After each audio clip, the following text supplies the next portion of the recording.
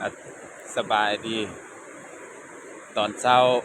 วันที่11เดือน6ปี2026มื้อนี้เรามาเบิ่งสายน้ำนำกันน้ำหลายเป็นพิเศษมื้อนี้เพราะว่าเมื่อคืนนี้ฝนตกเนอะ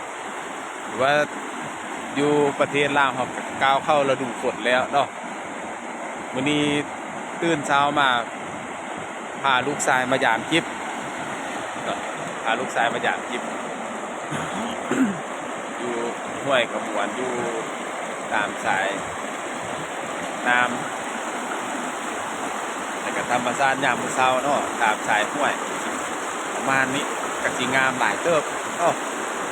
ว่าอยู่กับธรรมชาติอยู่กับสายน้ำนี่คือว่าจิตใจให้สงบเป็นพิเศษเนาะบ่ได้มีเรื่องวุ่นวายหยังสิบ่ม่วนอยู่กับธรรมชาติสงบเงียบดี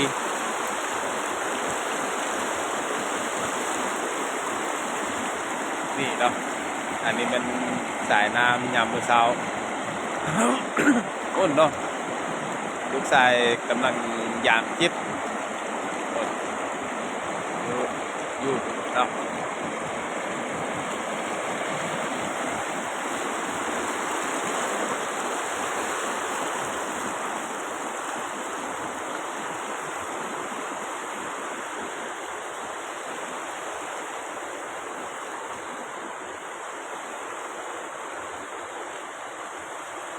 นี่เนาะความอุดมสมบูรณ์ของสายน้ำคือกับ